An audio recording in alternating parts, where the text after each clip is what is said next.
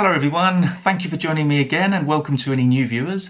This is To The Point English with Ben. I'm Ben, and in this video I'm going to give you 6 very useful tips on what to do on exam day. So this is for those of you who have your Cambridge English exams or any English exam coming up in the next few days, weeks or even months. Now, if you've been following my YouTube channel for some time now, you'll know that I've made dozens and dozens of videos on how to prepare for and pass the Cambridge English exams, the B2 First, C1 Advanced and C2 Proficiency.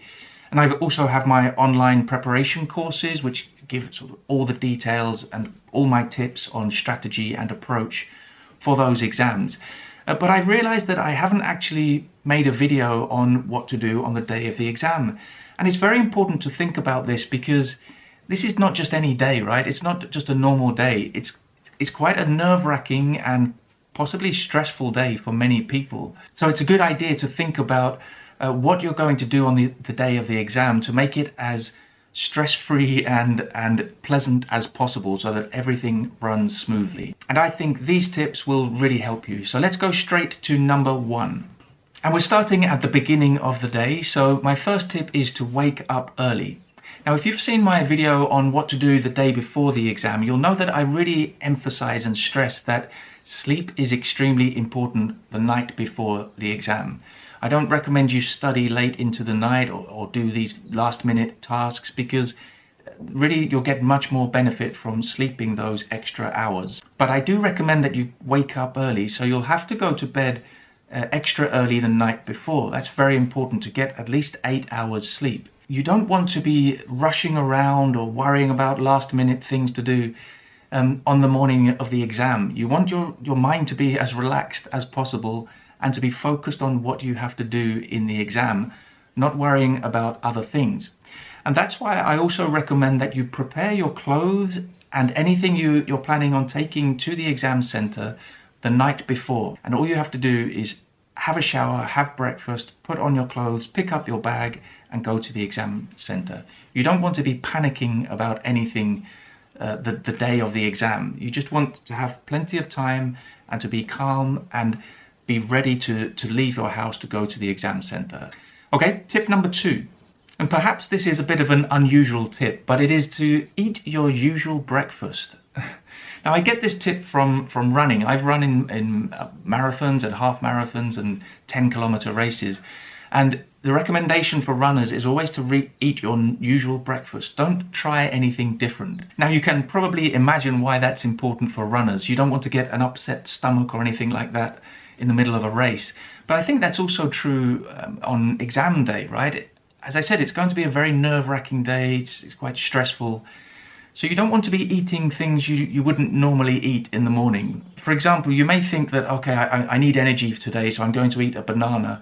I don't recommend that if you don't usually eat a banana in the morning. I know it's not a normal day, but you want to keep your dietary routines the same as always because you don't want any surprises and you don't want any distractions in the middle of the exam either.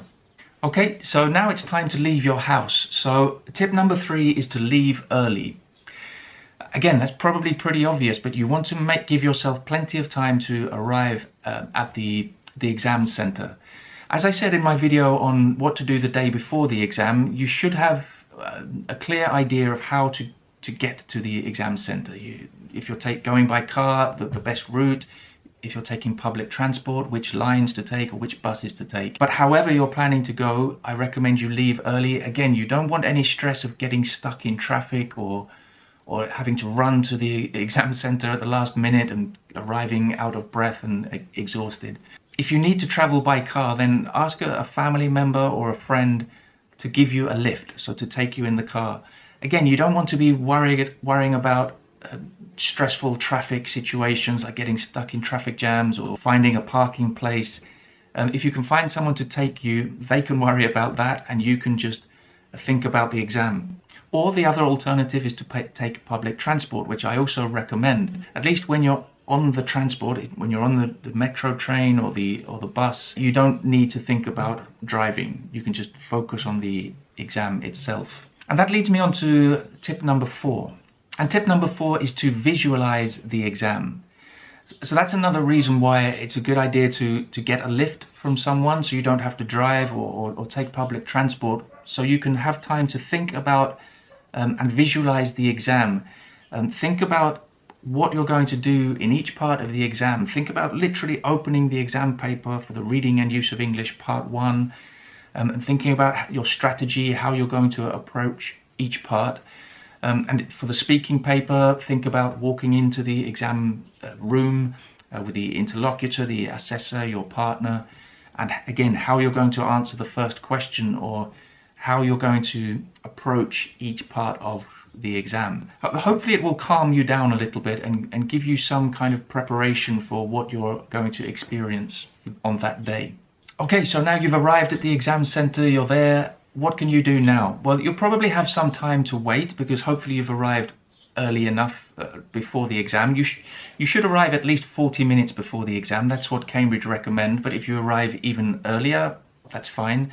But in those minutes before the exam and between each part, I recommend that you chat to other candidates if you can. I mean, if you're very shy and maybe an introvert, you may find this a little bit uncomfortable and awkward, but I think there are a couple of benefits to that. First of all, speaking to other people in the same situation who are probably also nervous and feeling stressed will probably calm you both down. I mean, you're both, when you realize other people feel like you do, are in a similar situation, I think it will make you feel slightly less intimidated by the whole experience. But also another benefit of speaking to a candidate in the speaking exam, if you can find your partner before you enter the exam room for the speaking paper, you can talk about strategy, literally talk about strategy for the exam. So how you're going to approach the interactive parts of the exam, so the collaborative tasks and the discussions in the speaking paper itself. So that's a huge benefit, because then you don't need to worry about interrupting each other too much, or the pleasantries and polite who's going to go first and who's going to continue, things like that. So it's really a huge benefit if you can speak to some of the other candidates.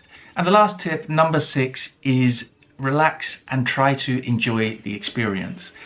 Now, I know that's easy for me to say because I'm not going to take the exam, and it's very difficult to do in practice, because I know some people get extremely nervous and extremely stressed. But just try to remember that this is your opportunity. It's an opportunity for you to demonstrate your English level and get that certificate you want so badly.